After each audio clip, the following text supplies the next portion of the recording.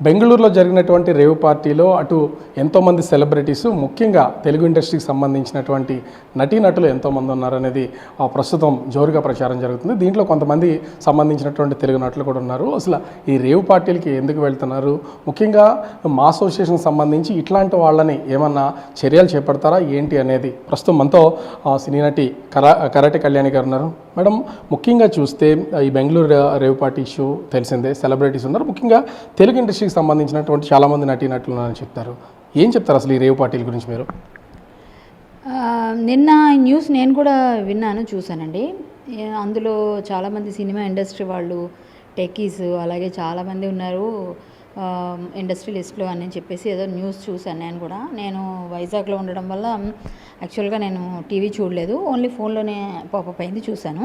దానిలో హేమ అనే ఆమె, లేకపోతే శ్రీకాంత్ గారు, ఇలా జానీ మాస్టర్ అని చాలా వస్తున్నాయి. బట్ వాళ్ళందరూ సెల్ఫీస్ రిలీజ్ చేశారు. ముందు మేము కూడా ఏంటిది ఇలా వచ్చింది న్యూస్.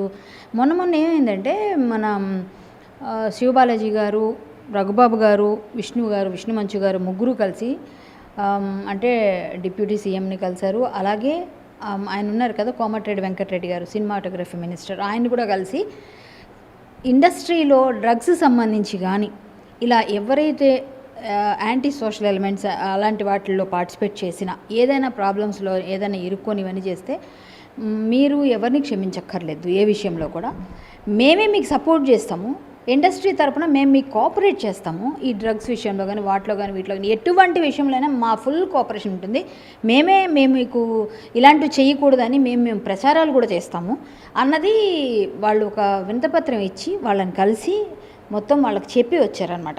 ఎవరు? విష్ణు గారు మా అసోసియేషన్ తరపున, ఇక శివబాలాజీ గారు, రఘుబాబు గారు, డిప్యూటీ సీఎంని కూడా కలిసారు. సుముఖంగా అంతా అయిపోయింది. ఈలోగా మాకు ఈ న్యూస్ తెలిసింది, ఇందులో హేమ ఉంది. హేమ అనే ఆవిడ గురించి నేను ఏం పెద్దగా చెప్పక్కర్లేదు. ఒక ఆర్టిస్ట్గా ఆవిడ మీద నాకు మంచి అభిప్రాయమే ఉంది, అది వేరే విషయం.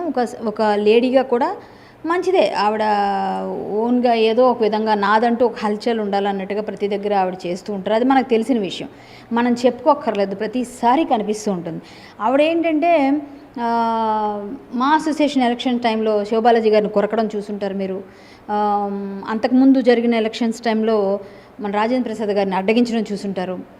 మొన్న అదే శివబాలాజీ గారిని కొరకముందు మా మీద పోలీస్ కంప్లైంట్ ఇచ్చారు. ఎప్పుడు నరేష్ గారి టైంలో నా మీద, నరేష్ గారి మీద కూడా కంప్లైంట్ ఇచ్చింది ఆమె వెళ్ళి.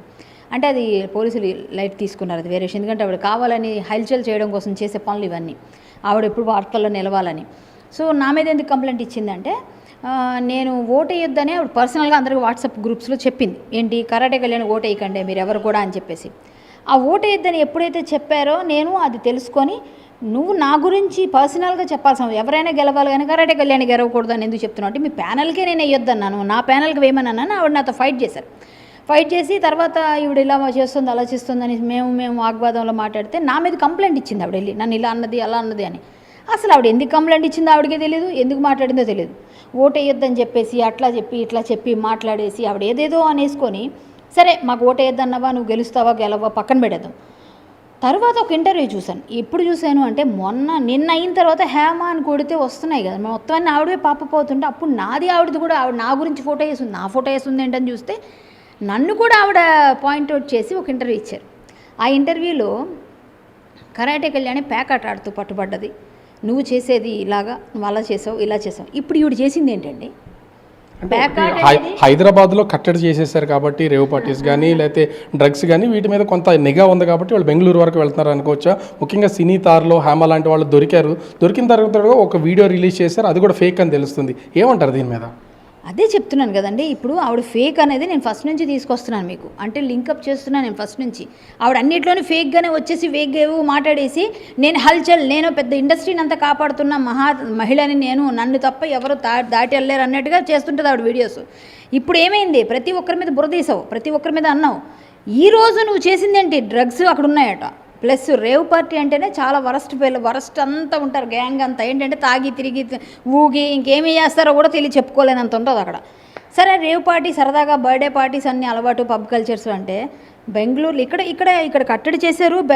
హైదరాబాద్ చాలా గట్టిగా ఉంది నిఘా కాబట్టి మీరు బెంగళూరు వెళ్ళారు, బెంగళూరులో కూడా చేశారు. దానికి ఏవో రూల్స్ రెగ్యులేషన్స్ ఏవో పెట్టారట, దాని ప్రకారంగా ఈవిడ కూడా అక్కడ దొరికి చేసిందే తప్పుడు పని, తప్పుడు ప్లేస్లో దొరికి అందరి మీద బురదలేసి ఇప్పుడు ఏంటి ఆవిడ బుకాయిస్తూ సారీ అండి నన్ను అక్కడ ఏదో పిలిచారు పార్టీకి వెళ్ళానని ఒక క్షణం అనేస్తే అయిపోయేదానికి చా నేను మా ఇంట్లో వాళ్ళకి ఫోన్ చేసుకుంటే ఫోన్ ఇవ్వండి అని తీసుకొని నేను సెల్ఫీ వీడియో చేస్తున్నా. మా ఫామ్ హౌస్ ఇది. మీ ఫామ్ హౌస్ ఎక్కడుందమ్మా? నీకు ఫామ్ హౌస్, నీ ఫామ్ హౌస్ ఉంటే నీ పక్కనే భర్త ఉంటాడు కదా, భర్త ఎందుకు చూపించలేదమ్మా నువ్వు?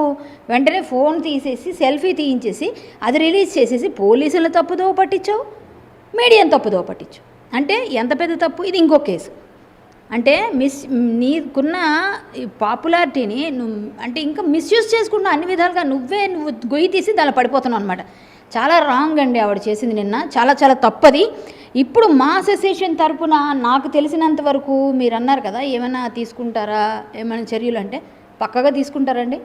ఎందుకంటే ఇంతకుముందు చాలామందిని సస్పెండ్ చేశారు, డిసిప్లినరీ యాక్షన్ అని ఒకటి ఉంటుంది ప్రతి ఒక్కరిని. ఆవిడ మెంబర్ అంటే ఇంతకుముందు ఈసీ మెంబర్ అవన్నీ చేశారు, ఇప్పుడు వాళ్ళందరూ లేరు కాబట్టి ఇప్పుడు లేకపోయినప్పటికీ మూవీ ఆర్టిస్ట్ అసోసియేషన్లో మెంబర్ ఆవిడ.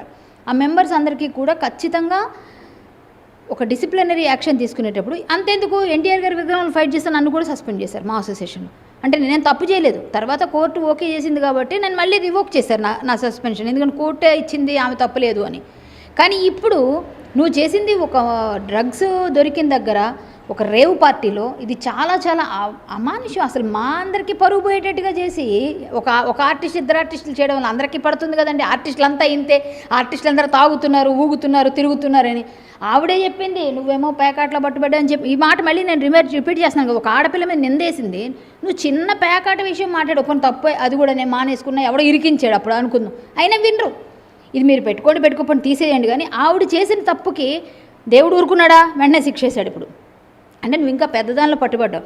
ఇంకా చెప్పాలంటే ఆవిడ గురించి తవ్వితే ఎక్కడ లేని వాటిల్లో కూడా ఆవిడ ఉందని చెప్పి బయటకు వస్తే ఎవరు చెప్పగలరు? అంటే ఇక్కడ ముఖ్యంగా చూస్తే మా మూవీ ఆర్టిస్ట్ అసోసియేషన్ నుంచి ఇందులో హేమ గారు ఒక మెంబర్గా ఉన్నారు. ఇప్పుడు ఆవిడ మెంబర్షిప్ని తీసేస్తారా, తీసేయాలని డిమాండ్ చేస్తారా? మీరు ఏం కోరుతున్నారు అసలు? నేను కోరడమే లేదండి. నేను జాయింట్ సెక్రటరీ, నేను మా అసోసియేషన్ జాయింట్ సెక్రటరీ. నేను కోరడమే లేదు. విష్ణు గారు కేన్స్లో ఉన్నారు, అక్కడ ఇంటర్నేషనల్ అక్కడ ఒక అవార్డ్ ఫంక్షన్స్లో ఉన్నారు. ఆయన కేన్స్ నుంచి రాగానే అక్కడి నుంచి వచ్చిన వెంటనే ఆయన మాకు తెలిసి ఈసీ మెంబర్ పెడతారు, ఎమర్జెన్సీ ఈసీ మెంబర్స్ అందరూ కలిసి కూర్చుంటాము, మాట్లాడతాము. మా ఆఫీస్ బేరర్స్ అందరూ కూర్చొని మాట్లాడి దానిలో డిసిప్లినరీ యాక్షన్ తీసుకుంటారు. నాకు తెలిసినంతవరకు ఎంతోమందికి తీసుకుంటారు. అంటే ఈ జరిగిన సిచ్యువేషన్ బట్టి చూస్తే హేమగారిని సస్పెండ్ చేసే అవకాశం అయితే ఉంది రూల్స్ ప్రకారం. అసలు ఈ రూల్స్ ఏ విధంగా ఉంటాయి ఆ మూవీ ఆర్టిస్ట్ అసోసియేషన్ సంబంధించి? 200% చేస్తారండి. ఎందుకంటే ఇలాంటి పెద్ద వాటిల్లో ఉన్న వాళ్ళని అంటే తీవ్రవాదులు, ఉగ్రవాదులు, ఇలాంటి పనులు చేసే వాళ్ళందరూ ఉంటారు. ఇదంతా అదే కోవకు చెందినట్టుగా అవుతుంది. ఎందుకంటే వీళ్ళు డ్రగ్స్ అనగానే మనం అదే తీసుకుంటాం. చాలా చిన్న విషయం కాదు ఇది. అంటే బాంబులు వేస్తేనే తీవ్రవాదులు, ఉగ్రవాదులు కాదు. కొంచెం వేరే విషయాల్లో కూడా మనం తీసుకునే కంటెంట్ దాన్ని బట్టి దాని పరిస్థితి మారిపోతుంది. ఇది ఉగ్రవాదులతో సంబంధం లేకపోయినప్పటికీ అలాంటి దగ్గర ఎక్కువ మంది పట్టుబడుతుంటారు కాబట్టి వాళ్ళకని వీళ్ళు డేంజర్ అని మాట్లాడే వాళ్ళు ఉంటారు. సో ఏంటంటే అక్కడ ఈమె తీసుకుందా లేదన్నది బ్లడ్ శాంపిల్స్, హెయిర్ శాంపిల్స్ని బట్టి ఆవిడకి శిక్ష ఎంతవరకు పడుతుంది, ఏ ఎఫ్ఐఆర్లో ఏ సెక్షన్ వేశారు అనేది తెలుస్తుంది తర్వాత. అది వేరే విషయం. కానీ ఇప్పుడు ఆమెను సస్పెండ్ చేస్తారనేది నాకు తెలిసిన నా నాలెడ్జ్లో ఉన్న మూవీ ఆర్టిస్ట్ అసోసియేషన్ బైలాస్లో ఉన్న ప్రకారంగా ఇలాంటివి ఏవైనా వాటిలో ఉన్న వాళ్ళని సస్పెండ్ చేసే అవకాశం ఎక్కువ ఉంది. మళ్ళీ ఎంతకాలం వేస్తారు ఆ తీవ్రతను బట్టి అది 5 years, 2 years, 1 year, 6 months అన్నది ఉంటుంది. అసలు మా అసోసియేషన్ రూల్స్ ఏం చెప్తున్నాయండి అసలు ముఖ్యంగా చూస్తే దాంట్లో మీరు ఆల్రెడీ ఇలాంటి వాళ్ళని క్షమించమని ఎక్కడ రూల్స్లో లేవండి. బైలాస్లో ఎక్కడైనా సరే ఇలాంటివి ఏమైనా అసాంఘిక కార్యకలాపాలు పాల్పడిన వాళ్ళకో లేకపోతే మా అసోసియేషన్ని తోలనాడిన వాళ్ళకో ఇంతకుముందు మాట్లాడిన హేమ ఎందుకు మాట్లాడలేదు అంటే ఇప్పుడు కొత్తగా అమెండ్మెంట్స్ చేశారు. అసోసియేషన్లో ఎవరు కూడా తల్లి లాంటి మాని స్టేజ్ల మీదకి ఎక్కి టీవీల ముందుకెళ్ళి మా గురించి తప్పుగా మాట్లాడకూడదు. మీరు ఏం మాట్లాడినా కట్టుబడి మాట్లాడాలి తప్ప అనవసరంగా వాళ్ళ మీద నిందలేయడం, ప్రెసిడెంట్ మీదో ఆఫీస్ బేరర్స్ మీదో ఇంకొకరి మీద. ఇంతకుముందు మాట్లాడిన వాళ్ళు ఎవరు ఇప్పుడు ఎందుకు మాట్లాడలేదంటే ఈ రూల్స్ అమెండ్మెంట్స్ చేయడం వల్ల. ఇప్పుడు ఉన్న దాని ప్రకారంగా ఇలాంటి చేసిన వాళ్ళకి ఎవరికైనా శిక్ష పడుతుంది. శిక్ష అర్హులాలే ఈమె. కాబట్టి ఖచ్చితంగా విష్ణు గారు రావడమే లేటు, ఈ నెలాఖరికి వచ్చేస్తారు. రాగానే మీటింగ్ అవుతుంది. మీటింగ్ అయిన తర్వాత ఆవిడకి ఏం జరిగింది, ఆవిడ ఏం చేసింది, ఆవిడ ఆ బ్లడ్ శాంపిల్స్లోనూ హెయిర్ శాంపిల్స్లోనూ దొరుకుతుంది. కాబట్టి దాన్ని బట్టి ఒకవేళ ఆవిడ తీసుకోపోయినా ఏదో ఎఫ్ఐఆర్ ఉంటుంది కదా, దాన్ని బట్టి ఇట్లాంటి వాటికి వెళ్ళినందుకు పార్టీ కానీ పెడతారు. ఒకవేళ ఈవిడ కానీ దానిలో బాధ్యురాలే చాలా విధంగా ఉంటే మేబీ మెంబర్షిప్ రివోక్ చేసే ఛాన్సెస్ కూడా ఉండకపోవచ్చు. అట్లాంటి పరిస్థితి కూడా లేకుండా మొత్తానికి టోటల్గా ఏమో నా నాలెడ్జ్ నేను ఎలా చెప్పగలను, అది నేనేమీ తీసుకోలేను. నేను కాదు కదా డెసిషన్ తీసుకుని, నా ఊహకు నేను మీరు అడిగారు కాబట్టి చెప్తున్నాను. ఏదేమైనా విష్ణు గారే చేస్తారు. విష్ణు గారు ప్లస్ బాలకృష్ణ గారు, మన పరుచూరి గారు, శివకృష్ణ గారు, జయప్రద గారు, ఇలా ఉన్న అన్నపూర్ణమ్మ గారు, ఇలా పెద్దవాళ్ళందరూ ఉంటారు. వాళ్ళందరూ కమిటీలో కూర్చొని మోహన్ బాబు గారు ముఖ్యంగా వీళ్ళందరూ కూర్చొని విష్ణుబాబు అలాగే మా ఈసీ మెంబర్స్తో కలిసి డిస్కస్ చేసి ఖచ్చితంగా దీని మీద యాక్షన్ అయితే ఉంటుంది. హేమ గారు అయితే మాత్రం ఇందులో శిక్షార్హురాలు. ఇక ముందైనా చేసిన తప్పుని మీడియాని పోలీసుల్ని తప్పుదో పట్టించకుండా నేనే పెద్ద మొత్తం ఏదైనా ఇండస్ట్రీకి అని చెప్పి ఓవర్ యాక్షన్ చేయకుండా పిచ్చి పిచ్చి పనులు చేయకుండా అందరి మీద బురదలేసేసి వీళ్ళది వాళ్ళు ఇది అని చెప్పి నోరు ఉంది కదా ఇష్టం చూడండి పాడేసుకుంటే పెద్ద నోరులు ఉన్నారు. మాలాంటి ఇంకా ఉన్నారు. అనవసరంగా ఎవరిని ఒక మాట అనకమ్మా, ఒక మాట అంటే మనకు కూడా తిరిగి తగులుతుందని తెలుసుకో. కర్మ రిటర్న్స్ అంటారు ఇదే. ఎవరినైనా ఒక నింద వేసేటప్పుడు అది మళ్ళీ వెనక్కి తిరిగి వచ్చేస్తుంది మనకి, బౌన్స్ బ్యాక్. కాబట్టి నువ్వు చాలా పెద్ద కేసులు ఇరుక్కున్నావు, అది నీకు తెలుస్తలేదు. ఇక ముందైనా సరే ఎవరెవరి మీద అయితే నువ్వు మాట్లాడావో, ఎవరెవరి మీద ఏమైతే అన్నావో, ఈరోజు అందరి తాలూకా ఏమంటారు మనసు బాధ ఉంటుంది, మానసిక క్షోభ. కొంచెం మనసు బాధపడితే ఖచ్చితంగా అవతల వాళ్ళు తగులుతుందంటారు కదా, అదే ఇప్పుడు తగిలిందంట. నేను అలాంటి పార్టీకి నువ్వు వెళ్ళడమే పెద్ద తప్పు. అంత డ్రగ్స్ తీసుకునే దగ్గరికి వెళ్ళి నువ్వు తీసుకోపోయినా తాటి చెట్టు కింద కూర్చొని పాలు తాగుతున్నానన్నా కూడా కళ్ళే తాగేవంటారు. కాబట్టి పరిస్థితి అలా వచ్చింది. ఎవరిని అనుకో, ఒక ఆడపిల్లగా నేను బాధపడుతున్నాను, నీ పరిస్థితికి జాలి పడుతున్నాను, చాలా ఫీల్ అవుతున్నాను. ఒక చెల్లి అంటావు కదా, అక్కగా నిజంగా నువ్వు బాధలో ఉన్నావని నేను మెసేజ్ కూడా పెట్టాను, ఎలా ఉంది అక్క ఏంటి పరిస్థితి అని. నువ్వు బాగుండాలి, సేఫ్గా మంచి రిజల్ట్ రావాలని కోరుకున్నాను. బట్ నువ్వు చేసినవి అయితే అందరికీ బాధ అనిపించింది. కాబట్టి ఇలాంటి వాటిలో వెళ్ళి ఇరుక్కోవడం కరెక్ట్ కాదు. ఇప్పటికైనా కొంచెం నోరు అదుపులో పెట్టుకుంటే బాగుంటుంది. ఇంకోటి ఏంటంటే ఇవాళ ఇందాక ఏదో బిర్యానీ వండుతున్నట్టుగా ఏదో పాత పోస్టో కొత్త పోస్టో కానీ, ఒకవేళ కానీ పాత పోస్ట్ అనుకోండి, ఆ బిర్యానీ ఎలా ఉన్నట్టు డైవర్ట్ చేయడానికి పెట్టారు బయట అంటున్నారు పాత పోస్ట్ అని. ఒకవేళ కొత్త పోస్టే కానీ అదైతే మీకు ఎంత బాధ్యత లేదో బాధ్యత రాహిత్యం కనిపిస్తుంది అక్కడ. ఇంత పెయిన్లో ఉండి ఇలాంటి పెద్ద కేసులో ఉండి నవ్వుకుంటే నేను బిర్యానీ వండుకుంటున్నాను ఇంట్లోనే ఉన్నాను మళ్ళీ ఇంకో డైవర్ట్ చేయడం నచ్చలేదక్క నువ్వు చేసిన పని అయితే. ఇక్కడ ముఖ్యంగా చూస్తే మూవీ ఆర్టిస్ట్ అసోసియేషన్కి సంబంధించి ఆల్రెడీ ఈసీ మెంబర్గా ఉన్నారు. మిగిలిన వాళ్ళు ఎవరన్నా అంటే ఇప్పుడు హేమ గారి పేరు అయితే వినిపిస్తుంది, చాలామంది టాలీవుడ్కి సంబంధించినటువంటి నటీనటులు ఉన్నారని వాళ్ళ పేర్లు ఏమన్నా ఇతర పేర్లు ఏమైనా బయటపడ్డా మీకు తెలుసు? లేదండి, నాకైతే ఎవరికి అనిపించలేదు. శ్రీకాంత్ గారు ఇంట్లోనే ఉన్నారని ఆయన చేశారు, జానీ మాస్టర్ కూడా చేశారు, ఈవిడ చేశారు. ఈవిడ ఫేక్ అని బయటకు వచ్చింది క్లియర్గా. ఎందుకంటే ఈవిడ డ్రెస్ ఈ డ్రెస్ ఒకటి నేను కూడా నమ్మలేదు ఫస్ట్. ఈవిడ కూడా పాపం ముందేమూలే బయట వచ్చేసి హైదరాబాద్లో ఉంటే ఏముంది మా అమ్మ మేము కానీ అదిగో పూలు అంటే ఇదిగో తోక అంటారు, సరే ఆవిడ ఉందో లేదో వచ్చేసిందేమో ఫేక్ అనుకున్నాం. ఎప్పుడైతే ఈవిడ మిస్లీడ్ చేసిందో అందరినీ బయటికి, ఎప్పుడైతే సేమ్ వాళ్ళ ఫొటోస్ రిలీజ్ చేశారు పోలీసు వాళ్ళు, సేమ్ డ్రెస్లోనే ఉండరు కదా అంత తొందరగా ఎలాగవుతుందండి. అప్పుడు ఒక అరగంటలోనే ఆవిడ వచ్చేస్తుంది హైదరాబాద్. ఎంత ఫ్లైట్లో రావాలో 1 అవర్ పడుతుంది. సో 1 అవర్ నుంచి ఇంటికి రావడం ఇంకో 1 అవర్ మన ట్రాఫిక్కి. సో ఆవిడ మిస్లీడ్ చేసింది అని చెప్పి అందరికి అర్థమైపోయిన తర్వాత మాత్రం నాకు కొంచెం బాధ అనిపించింది. అయ్యో ఆడపిల్ల ఇలా ఇరుక్కుందని. మళ్ళీ ఏంటంటే ఆవిడ చేసినవి ఆవిడకి తగిలేలే, మరి ఏం చేస్తాం, అందరి తలకు ఉసురు పోసుకుంది కదా చాలా మాట్లాడి అని ఫీలింగ్ అనిపించింది. కానీ ఒకటి ఆవిడ సారీ చెప్పాలి ఫస్ట్ మీడియాకి పోలీసులకి, అది చేయాల్సిన పని. నేనేదో వచ్చానండి, నన్ను పిలిచారు, ఇన్వైట్ చేస్తే ఆర్టిస్టులం కదా అని అదేదో చెప్పకుండా ఇలా చేయడం వల్ల మాత్రం ఆవిడ ఇరుక్కుందని అనుకుంటా. మీరు ఇంకేదో ఎప్పుడైనా అడిగారు అంటే ఇండస్ట్రీ తరపున ఇంకా ఎవరు అన్నది నాకు తెలిసి క్లారిటీ లేదండి. నేను ఈసీ మెంబర్ కాదు, జాయింట్ సెక్రటరీ నేను, అందుకనే మా అసోసియేషన్ గురించి నేను అంత అథెంటికేటెడ్ మాట్లాడుతున్నా కూడా. చెప్పండి. ఇంకొకటి చూస్తే ముఖ్యంగా ఈ రేవ్ పార్టీలు కానీ డ్రగ్స్ కానీ పాల్గొంటున్నటువంటి వాళ్ళు చాలామంది ఉన్నారు, ముఖ్యంగా సెలబ్రిటీస్. అందులోనూ తెలుగు ఇండస్ట్రీ ఏంటైతే అంతర్జాతీయ ఖ్యాతి అయితే ఉన్నటువంటి పొజిషన్. అసలు ఇట్లాంటి వాళ్ళని ఎలాంటి శిక్ష వేయాలంటారు? అటు మూవీ ఆర్టిస్ట్ అసోసియేషన్ కావచ్చు, ఇతర శిక్షలు కానీ, అంటే ఏం చెప్తారు మీరు దీని గురించి? అంటే ఆడైనా మగైనా శిక్ష వేయాలండి ఎవరైనా. తప్పుడు అంటే ఈ డ్రగ్స్ అనేది మనం అది పిల్లల భావితరాలని చెడగొట్టేవి ఇవన్నీ పార్టీలు. రేవు పార్టీలు ఏంటండి, రేవు పెట్టకుండా మంచి కర్ర పట్టుకొని మంచి రేవు పెడితే బాగుంటుంది. రేవు పార్టీలు అంటే విచ్చలవిడితనం పెరిగిపోయి పిచ్చి పిచ్చిగా డ్రగ్స్ వేసేసి 300-400 మంది 100 మంది అంటే వీడు డబ్బులు కట్టాలంటే వీడు అంత డబ్బులు దండుకుంటే 50-60 లక్షలు ఆ పార్టీ అంటది. ఎందుకండి, చక్కగా నువ్వు అంత ఎంజాయ్ చేయాలనిపించింది, నీకు అంత అలవాటు ఉంది, ఏదో ఉంది, చక్కగా అమ్మ నాన్నతో బయటికి వెళ్ళి సరదాగా ఒక రెస్టారెంట్లో కూర్చొని తినేసి మంచిగా ఏదన్నా మంచిగా ఎంజాయ్ చేయొచ్చు. లేదంటే కులుమనాలో కొడైకెనాల్లో వెళ్ళి 4 రోజులు చక్కగా హ్యాపీగా ఫ్యామిలీని తీసుకొని తిరిగితే ఆ డబ్బులు ఈ డబ్బులని తాగేసి ఊగేసి ఫుల్ మత్తులో జోగిపోయి ఒకరికొకరు పొడి చేసుకొని తిట్టేసుకొని కొట్టేసుకొని ఏం పార్టీలు అండి ఇవన్నీ. కల్చర్ని మొత్తం నాశనం చేసి పాడదొబ్బుతున్నారు మొత్తం అంతాను. ఇంకా చెప్పాలంటే ఇండస్ట్రీకే ప్రతిదీ ఆపాదిస్తారు. మా కర్మగాలి ఎలాంటి వాళ్ళు కొంతమంది దొరుకుతారు కాబట్టి, కర్మకాలి ప్రతి దగ్గర ఎవరో ఒకరు ఇండస్ట్రీ వాళ్ళు దొరుకుతారు కాబట్టి ఒక్కళ్ళు చేస్తే మొత్తం ఇండస్ట్రీ వాళ్ళే ఇండస్ట్రీ మొత్తం అందరిని వేస్తారు.